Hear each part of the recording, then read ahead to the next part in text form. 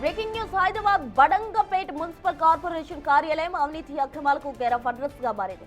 గత కొంతకాలంగా ఇక్కడ జరుగుతున్న వరుస అవకతవకలపై ఫిర్యాదులు రావడంతో ఏసీబీ డీఎస్పీ గంగసాని శ్రీధర్ నేతృత్వంలో సుమారు 15 మంది అధికారుల బృందం ఉదయం నుంచే ఆకస్మిక తనిఖీలు చేపట్టింది.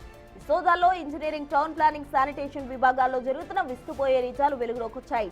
ప్రధానంగా ప్రభుత్వ నిబంధనలు తుంగలో తొక్కి భారీ ఎత్తున ప్రజల సొమ్ము పక్కదారి పట్టించినట్టు అధికారులు ప్రాథమికంగా నిర్ధారించారు.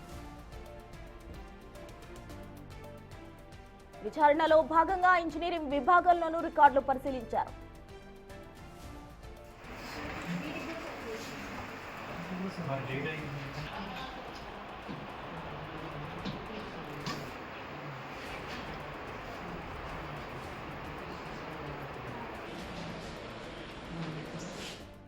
మొత్తంగా రికార్డులను పరిశీలించగా టెండర్ల ప్రక్రియలో భారీ కుంభకోణం జరిగినట్టు తెలిసింది. పారదర్శకత కోసం ప్రభుత్వం అమలు చేస్తున్న ఆన్లైన్ టెండర్స్ ను పక్కన పెట్టి తమకు నచ్చిన కాంట్రాక్టర్స్ కు లబ్ధి చేకూర్చేలా బాక్స్ టైప్ టెండర్లు నిర్వహించారు. అంతేకాకుండా 1.50 లక్షల రూపాయల కంటే ఎక్కువ విలువైన పనులు చిన్న చిన్న ముక్కలుగా విభజించి 80,000 రూపాయలలోపు బిల్లులుగా చూపించి నిధులు డ్రా చేసేందుకు ప్రయత్నించారు. దీనివల్ల ఉన్నతాధికారుల అనుమతి అవసరం లేకుండానే స్థానికంగా బిల్లులు క్లియర్ చేసే వెసులుబాటును దుర్వినియోగం చేశారు.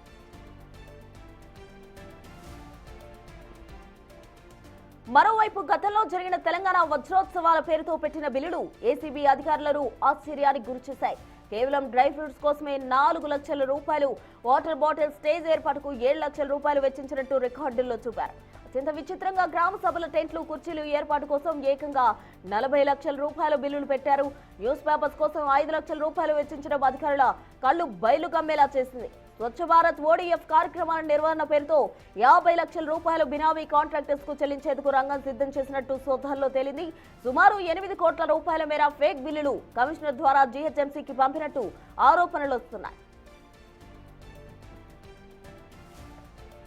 టౌన్ ప్లానింగ్ విభాగంలో ఏకంగా 49 అక్రమ నిర్మాణాలు గుర్తించిన నిబంధనల ప్రకారం 21 రోజుల్లోపు ఇవ్వాల్సిన నోటీసులు అధికారులు జారీ చేయలేదని ఏసీబీ నిర్ధారించింది. సిబ్బంది హాజరులో కూడా తీవ్ర నిర్లక్ష్యం కనిపిస్తోందని, ఒక ఏఎంసీతో పాటు 9 మంది చైర్మన్లు విధులకు గైర్హాజరైనట్టు గుర్తించారు. వీరిపై మున్సిపల్ శాఖకు లేఖ రాస్తామని డీఎస్పీ శ్రీధర్ తెలిపారు.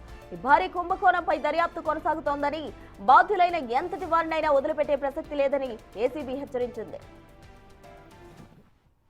ఇక్కడ బడంగపేట్ మున్సిపాలిటీ డీసీ ఆఫీస్లో ఉన్నటువంటి town planning section, engineering section, sanitation section అవన్నీ కూడా రికార్డ్స్ అన్నీ పరిశీలించాక కొన్ని ల్యాప్సెస్ అవపడ్డాయి. ఇక్కడ అవేంటంటే ముఖ్యంగా కొంతమంది గుత్తేదారుల కాంట్రాక్టర్స్కి లబ్ధి చేకూర్చేందుకు కొన్ని ఈ ప్రొక్యూర్మెంట్ కాకుండా only box type tenders use చేసి కొన్ని టెండర్స్ ఇచ్చారు.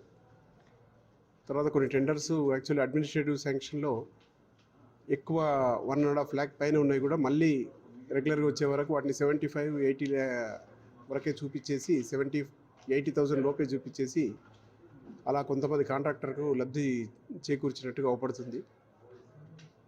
నెక్స్ట్ అటెండెన్స్ రిజిస్టర్స్ ఇక్కడ సరిగ్గా మెయింటైన్ చేయలేదు.